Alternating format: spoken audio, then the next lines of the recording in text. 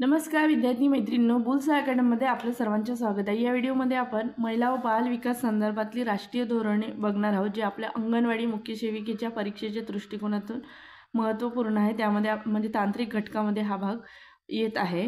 तर बघा, तर राष्ट्रीय महिला धोरण व नियम म्हणजे आपण संक्षिप्त स्वरूपामध्ये महिला व बाल विकासासंदर्भातले राष्ट्रीय धोरण बघूया। जर तुम्हाला काही धोरणं डिटेलमध्ये पाहिजे असणार किंवा त्यावर सराव प्रश्न पाहिजे असेल तर तुम्ही तसं कमेंट करा, आपण त्यावर सराव प्रश्नसुद्धा तयार करू। तर बघा, पहिलंच आहे राष्ट्रीय महिला सबलीकरण धोरण। त्याला इंग्रजीमध्ये नाव आहे national policy for empowerment of woman, वर्ष 2001। राष्ट्रीय महिला सबलीकरण धोरणाचं वर्ष आहे 2001 दिलेलं आहे। इथं मी सगळं इथून पुस्तकातूनच रीड करत आहे। उद्देश काय आहे? महिलांची प्रगती, विकास आणि सबलीकरण घडवून आणण्यासाठी भविष्यकालीन रूपरेखा म्हणून घोषित करणे। उद्दिष्ट अजून बघा, महिलांना पुरुषांच्या बरोबरीने मूलभूत स्वातंत्र्य व मानवाधिकार उपलब्ध करून देणे, कोणत्याही निर्णय प्रक्रियेत महिलांचा समान सहभाग उपलब्ध करून देणे, महिलांना सर्व क्षेत्रात समान संधी उपलब्ध करून देणे, विकास प्रक्रियेमध्ये महिला विषयक दृष्टिकोन मुख्य प्रवाहात आणणे, महिलांच्या विरुद्ध आणि बालकांच्या विरुद्ध होणारी हिंसा दूर करणे, महिला व पुरुषांच्या सहभाग संदर्भात सामाजिक दृष्टिकोन बदलणे, यासाठी राष्ट्रीय महिला सबलीकरण धोरण आहे 2001चं। त्यानंतरचा दुसरा मुद्दा आहे राष्ट्रीय महिला सबलीकरण अभियान। त्याचं इंग्रजीमध्ये नाव आहे national mission for empowerment of woman. आणि सुरुवात केव्हा झाला आहे राष्ट्रीय महिला सबलीकरण अभियानाची? तर 8 मार्च 2010ला दिलेला आहे राष्ट्रीय महिला सबलीकरण अभियान। राष्ट्रीय महिला सबलीकरण अभियान म्हणजे आपण राष्ट्रीय बघत आहोत, बरोबर, लक्षात ठेवायचं।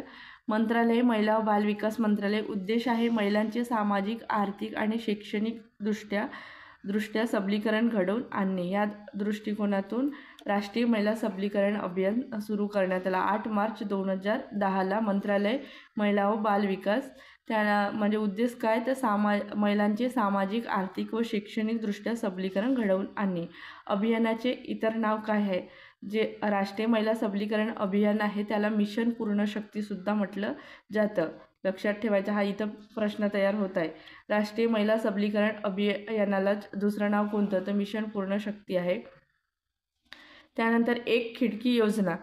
विविध मंत्रालयांतर्गत महिलांसाठी राबविण्यात येणाऱ्या विविध कार्यक्रमासाठी एक खिडकी योजना उपलब्ध करून देणे, म्हणजे ह्याच योजनेअंतर्गत येत आहे। कोणतं? राष्ट्रीय महिला सबलीकरण अभियानाअंतर्गतच येत आहे। एक खिडकी योजना कोणत्या योजनेअंतर्गत येत आहे? तर राष्ट्रीय महिला सबलीकरण योजनेअंतर्गत एक खिडकी योजना येत आहे, ज्यामार्फत काय होते तर विविध मंत्रालयांतर्गत महिलांसाठी राबवण्यात येणारे जे विविध कार्यक्रम आहे ते एक खिडकी योजना उपलब्ध करून देत असते।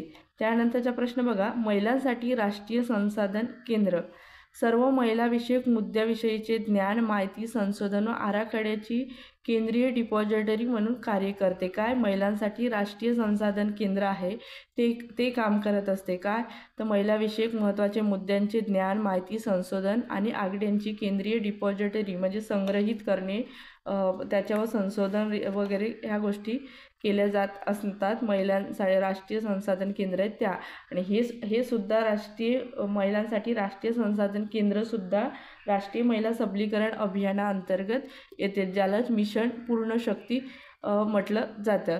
तर बघा, हे पुस्तक आहे विजयपथ पब्लिकेशनची। यावर आपण मोठा व्हिडिओ केला आणि याच्यावर म्हणजे खूप डिटेलमध्ये व्हिडिओ पण इतर केलेले आहेत।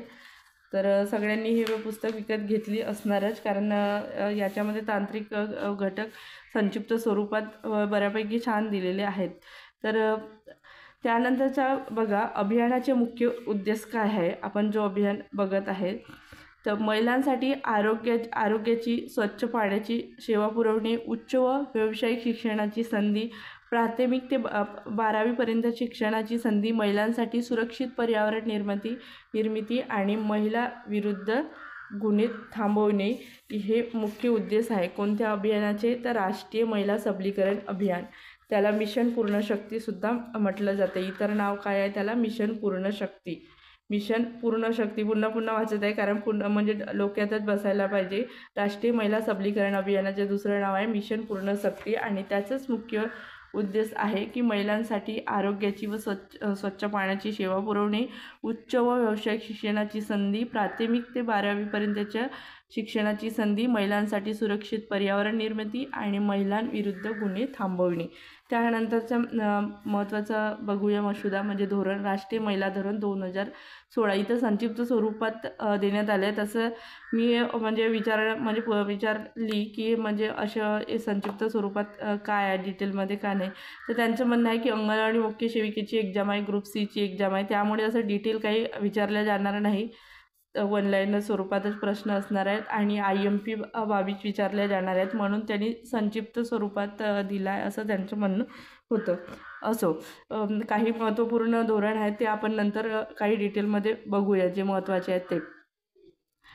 राष्ट्रीय महिला धोरण मसुदा 2016 जाहीर. 27 मे 2016 रोजी मतप्रदर्शन आणि सल्लामसलतीसाठी जाहीर झाला. तत्कालीन महिला बालविकास मंत्री होती श्रीमती मोनिका गांधी. मोनिका गांधी काय मनिका गांधी म्हणतात, आता प्रत्यक्ष नाव मनिका गांधीच आहे वाटते. असू दे. दृष्टिकोन, समाजातील होणाऱ्या बदलावर महिलांचा प्रभाव पाडणे. म्हणजे राष्ट्रीय महिला धोरण जो 2016चा आहे तो तयार करण्यामागचा दृष्टिकोन होता की समाजात होणाऱ्या बदलावर महिलांचा प्रभाव पाडणे. अभियान, मिशन, महिलांना प्रत्येक ठिकाणी व प्रत्येक क्षेत्रात समान हक्क व समान संधी उपलब्ध करून देण्यासाठी एक आराखडा तयार करणे या अभियानाचा उद्देश आहे. महिलांना प्रत्येक ठिकाणी प्रत्येक क्षेत्रात समान हक्क समान संधी उपलब्ध करून देण्यासाठी एक आराखडा तयार करणे. तसं आपल्या चॅनलला जे व्हिडिओ बघतात त्यांच्या तांत्रिक घटकावर म्हणजे चांगल्या पद्धतीने मार्क घेऊ शकतात, कारण कसं बेसिक पाया पूर्ण होईल अशा पद्धतीचे सगळे व्हिडिओ आहेत आपल्या चॅनलला, व्हिडिओ ते अपलोड केलेले आहेत. त्यामुळे काही ह्या होणार नाही आणि काही त्या एक्झामला मायनस मार्जिंग नाही आहे, त्यामुळे सगळेच प्रश्न सॉल्व करायचं, उत्तरापर्यंत तुम्ही नक्की पोचू शकता. त्यानंतरच्या म्हणजे उद्दिष्ट याचं कोणतं राष्ट्रीय महिला धोरण 2016चं आहे. त्याचे उद्दिष्ट महिलांच्या आरोग्यासंदर्भात सर्वांगीण दृष्टिकोन विकसित करणे, महिलांना व मुलांना गुणवत्तापूर्ण शिक्षण देण्यासाठी सुधारणा करणे व त्यांना शिक्षणासाठी प्रोत्साहन करणे, महिलांचा कार्य सहभाग वाढविणे, महिला विरुद्ध होणाऱ्या सर्व हिंसेचे निर्मूलन करणे. तर त्यानं अग्रगण्य क्रम दिलेला आहे, म्हणजे क्षेत्र म्हणजे कोणत्या यातलं फर्स्ट प्रायोरिटी द्यायची. तर यामध्ये दिलेलं आहे शिक्षण, पर्यावरण, प्रशासन व निर्णय प्रक्रिया, अर्थशास्त्र, हवामान बदल हे आहे त्यामध्ये. त्यानंतर महाराष्ट्र महिला धोरण बघूया. 1948 साली संयुक्त राष्ट्रसंघाने मानवी हक्काची सनद तयार केली. मानवी हक्काची सनद 1948 एवढी लक्षात ठेवायची. संयुक्त राष्ट्रसंघाची मानवी हक्काची सनद 1948. त्यातही महिलांचे काही प्रश्न आहेत आणि त्यांच्या मानवी हक्काच्या दृष्टीने उहापोह झाला पाहिजे असा विचार नव्हता. स्त्रिया मागे राहिल्या तर समाजच मागे पडत जातो याची जाणीव होऊन संयुक्त राष्ट्रसंघाने 1975 हे वर्ष प्रथमतः आंतरराष्ट्रीय महिला वर्ष जाहीर केले. हा प्रश्न खूपदा एक्झामला येऊन गेला. 1975 हे वर्ष आंतरराष्ट्रीय महिला वर्ष म्हणून कोणी जाहीर केले तर संयुक्त राष्ट्रसंघाने, आणि त्याचेच पुढे महिला शतकात रूपांतर झाले. त्याचे औचित्य साधून भारत सरकारने एक समिती नेमून समिती नेमली आणि समतेकडे म्हणजे समानतेकडे वाटचाल हा महिलांच्या परिस्थितीविषयक अहवाल तयार केला आणि या अहवालातून भारतीय महिलांच्या परिस्थितीचे समयस्क दर्शन घडते. महिलांचे शिक्षण, आरोग्य, रोजगार, विघातक सामाजिक चालीरीती, प्रथा, परंपराचा त्यांच्यावर होणारा परिणाम व उपाययोजना आदी संदर्भामध्ये ठोस मांडणी करण्यात आली. मग संयुक्त राष्ट्रसंघाने आपल्या सदस्यांनी एका विशिष्ट गतीने महिलांची प्रगती घडवून आणावी यासाठी आंतरराष्ट्रीय संकेत तयार केले. त्यामध्ये 1979 मध्ये शिडा हा अत्यंत महत्त्वाचा दस्तऐवज मानला जातो. तर यामध्ये शिडाचं पूर्ण रूप दिलेलं आहे. Convention on the elimination of all form of काय लिहिलं आहे रे, यस हां, डिस्क्रिमिनेशन अगेन्स्ट वुमन असं त्याचं पूर्ण रूप आहे. आणि त्यानंतर मग South Asian association for regional corporation SAARCs हे, आणि हे जे महत्त्वपूर्ण ह्या झाले त्यामध्ये ह्या सगळ्या डिपार्टमेंटनी मग ह्या केलं. आणि मग हे आंतरराष्ट्रीय बांधिलकी असलेले दस्तऐवज महिला धोरण ठरवण्यासाठी पायाभूत मानले जातात. या ठिकाणी चर्चा झाली 1994ला, 1995ला, मग 2000ला मग काय म्हणते मिलिनियम्स डेव्हलपमेंट गोल्स म्हणजे शाश्वत विकास ध्येय 2000चे आहेत ते. म्हणजे ह्या सगळ्या ठिकाणी महिलांसाठी महत्त्वपूर्ण तरतुदी करण्यात आलेल्या आहेत. तर बघा, तर मग आतापर्यंत महाराष्ट्र शासनाने 4 धोरण म्हणजे महिलाविषयक 4 धोरण मांडलेले आहेत. तर पहिला महिला धोरण 1994ला, त्यावेळेस मुख्यमंत्री होते श्री शरदचंद्र पवार साहेब. त्यानंतर दुसरं महिला धोरण जेव्हा मांडलं तेव्हा वर्ष 2001 होतं. त्यावेळेस मुख्यमंत्री होते दिवंगत विलासराव देशमुख होते. त्यानंतर तिसरे महिला धोरण 2014ला म्हणजे 2014ला तिसरे महिला धोरण मांडण्यात आले. तर त्यावेळेस मुख्यमंत्री होते श्री पृथ्वीराज चव्हाण.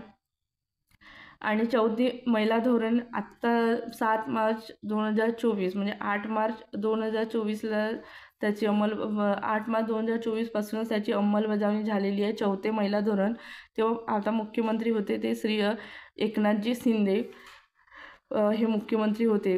लक्षात ठेवायचे हे महिला धोरण, वर्ष आणि त्यावेळेचे मुख्यमंत्री कोण होते. तिसरे महिला धोरणासंदर्भात माहिती बघूया. तिसरे महिला धोरणाची उद्दिष्टे: महाराष्ट्रातील महिलांच्या सर्वांगी विकास व सर्वांगी सक्षमीकरणासाठी प्रागतिक दृष्टिकोन रुजविणे व पुरुष प्रधान मानसिकता बदलणे व स्त्री आणि पुरुष यांचे परस्पर संबंध अधिक सौहार्दपूर्ण व निकोप व्हावे यासाठी प्रयत्न करणे. महिलांना त्यांच्या अग्रक्रमानुसार आयुष्य जगता यावे यासाठी सर्व क्षेत्रामध्ये समान संधी व त्यांना आपले उद्दिष्ट साध्य करता येण्यासाठी आवश्यक ते पोषक वातावरण साधन उपलब्ध करून देणे. धर्म, वंश, जात, सत्ता, प्रदेश या कारणामुळे वाढत्या हिंसेचा प्रभावी मुकाबला करण्यासाठी स्त्रियांना पाठबळ देणे, किंबहुना या प्रकारच्या हिंसा होणारच नाही यासाठी प्रतिबंधात्मक उपाययोजना राबवणे. स्त्री पुरुष जन्मदर समान ठेवण्यासाठी प्रभावी उपाययोजना करणे. महिलांच्या पारंपरिक प्रतिमेला छेद देऊन आधुनिक व स्वबळावर उभी असणारी नवी प्रतिमा तयार करण्यासाठी आवश्यक ते प्रयत्न करणे व गृहिणीच्या घरकामाला प्रतिष्ठा मिळवून देणे. शासनाच्या सर्व स्तरावरील निर्णय प्रक्रियेत समाजातील सर्व महिलांच्या हिताचे हक्काचे संवर्धन करण्यासाठी जाणीवपूर्वक प्रयत्न करणे.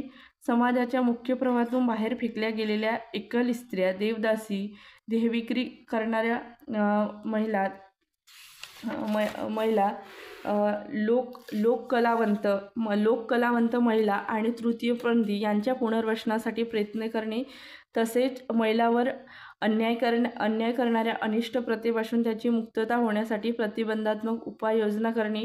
समाजाच्या विषमतामूलक रचनेमुळे विशेषतः अनुसूचित जाती, जमाती, विमुक्त जाती व भटक्या जमाती यातील अल्पसंख्याक समुदायातील महिलांवर होणारा अन्याय दूर करण्यासाठी विशेष प्रयत्न करणे. असंघटित क्षेत्रातील कार्यरत महिलांच्या हक्कासाठी प्रयत्न करणे.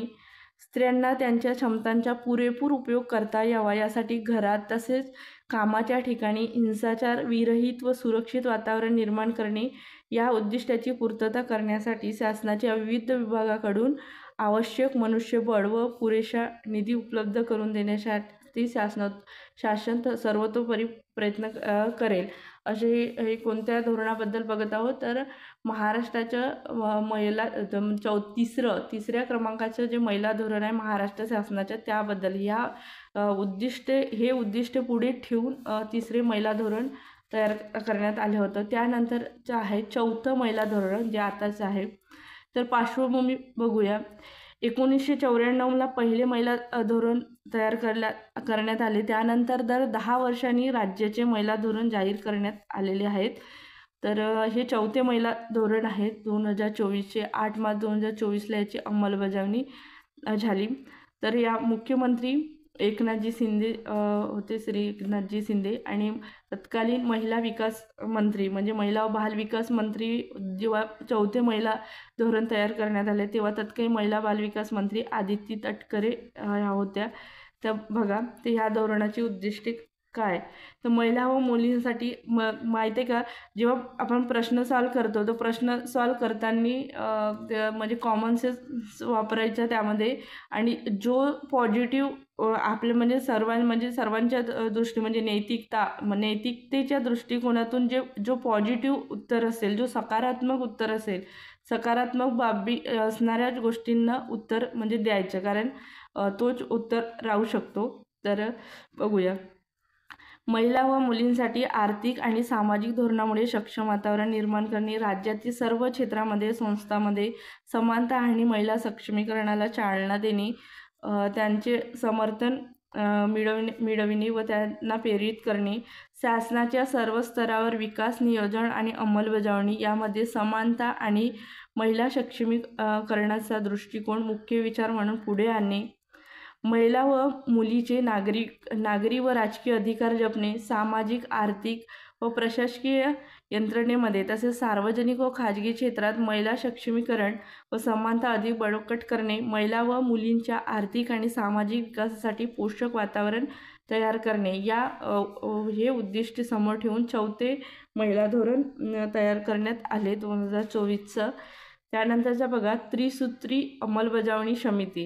राज्याचे महिला धोरण जाहीर झाल्यानंतर त्याची योग्यरित्या अंमलबजावणी करण्याकरिता त्रिसूत्री अध्यक्ष समिती स्थापन करण्यात आलेली आहे. पुस्तक विजयपथ पब्लिकेशन पुणे याचं आहे. अंगणवाडी मुख्य सेविका तांत्रिक डायरी. त्यानुसार मग पहिली समिती बघा, पहिली समिती ही असते राज्यस्तरावर मुख्यमंत्र्याच्या अध्यक्षतेखाली. दुसरी समिती महिला व बाल विकास मंत्र्याच्या अध्यक्षतेखाली असणार आहे. 4थ्या महिला धोरणाबद्दल बघत आहोत आपण 2024च्या. आणि तिसरी समिती जिल्हा न्याय अंमलबजावणी करण्यासाठी तिसरी समिती त्या जिल्ह्यातील पालकमंत्र्याच्या अध्यक्षतेखाली काम करणार आहे. तर धोरणातील महत्त्वाच्या बाबी काय आहेत बघूया. 4थ्या महिला धोरणातील तरतुदीनुसार यापुढे अधिकृत कागदपत्रावरही आईचे नाव लावण्याची पद्धत सुरू होणार आहे. म्हणजे आपण आपले नाव लिहितो तर आपल्या नावाच्या नंतर आपण वडिलाचं नाव आणि आडनाव लिहितो. तर आता आपल्याला आपलं नाव, आईचे नाव, वडिलांचं नाव आणि आडनाव अशा पद्धतीनं नाव लिहावं लागणार आहे. अधिकृत कागदपत्रावरही आईचे नाव लावण्याची पद्धत सुरू होणार आहे 4थ्या महिला धोरणामुळे. या धोरणामध्ये निमशासकीय तसेच खाजगी कंपन्यांमध्ये मातृत्व आणि पितृत्व रजेचा प्रस्ताव आहे. सरकारी आणि खाजगी क्षेत्रातील कंपन्यांमध्ये गर्भवती महिलांसाठी घरून कामाला प्रोत्साहन देण्याची शिफारस या धोरणात करण्यात आलेली आहे.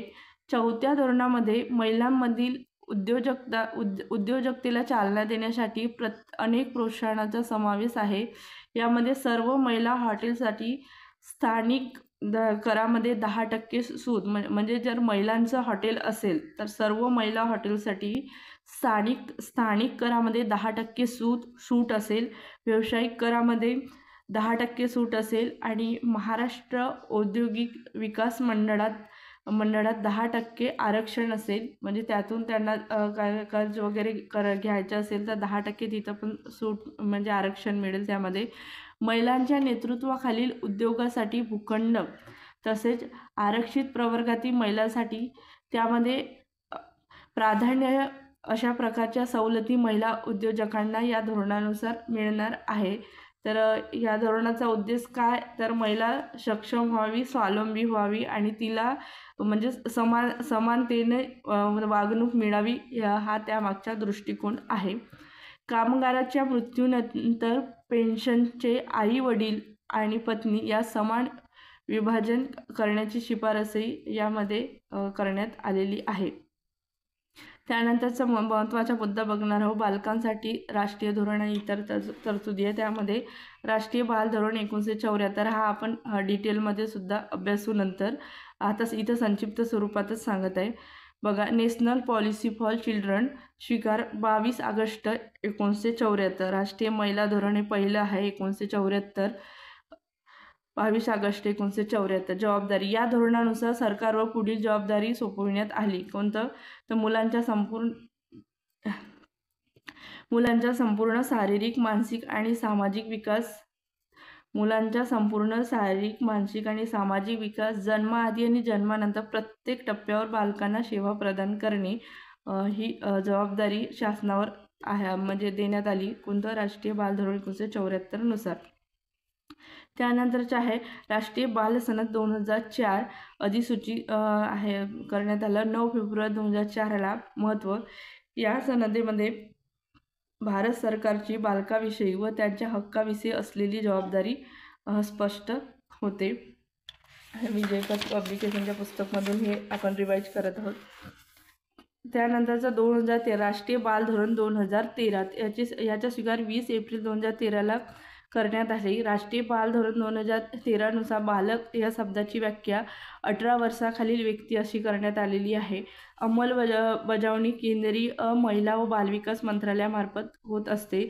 तर देखरेख कोणामार्फत होत असते? तर national coordination and action group आहे. त्यांचं अध्यक्ष कोण असतात? महिला व बालविकास मंत्री असतात. त्यानुसार त्यांच्याकडून देखरेख होत असते. त्यानंतर बालकांसाठी राष्ट्रीय कृती योजना 2016, national plan of action for children 2016 जाहीर. 24 जानेवारी 2017ला 24 जानेवारी हा दिवस राष्ट्रीय बालिका दिन म्हणून साजरा केला जात असतो. लक्षात ठेवायचं, महत्त्वाचा आहे हा प्रश्न. मी तसं कम्युनिटीला वगैरे पण घेतला आहे. राष्ट्रीय बालिका दिन 24 जानेवारीला असते.